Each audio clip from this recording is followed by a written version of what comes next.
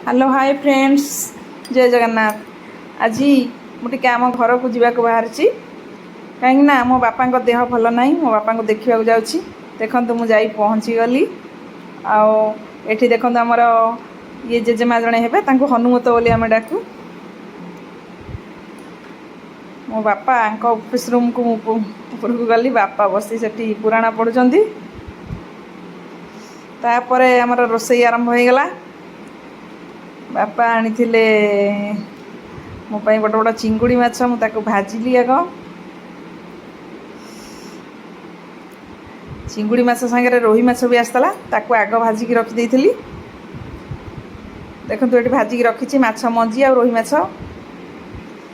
तापर माछ भजा देखिए टे इच्छा है खाया को। माँ कहला नहीं कि प्लेट्रे खाईदे। सेठू आनी खाइबार लगी।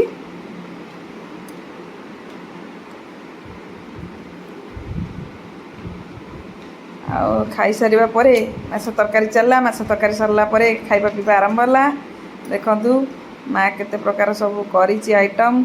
माछ फ्राए, माछ तरकारी, चिंगुड़ी भजा, काकुड़ी सालाड, घांट भी होइछि, पोटल पनीर भी होइछि। ताके सब खाया पिया सारी तापरे बाहरिलु घर अभिमुखे। बाय। वीडियोटी केमती लगी सांग माने मते निश्चय कमेंट लिखिबे। जय जगन्नाथ। बाय।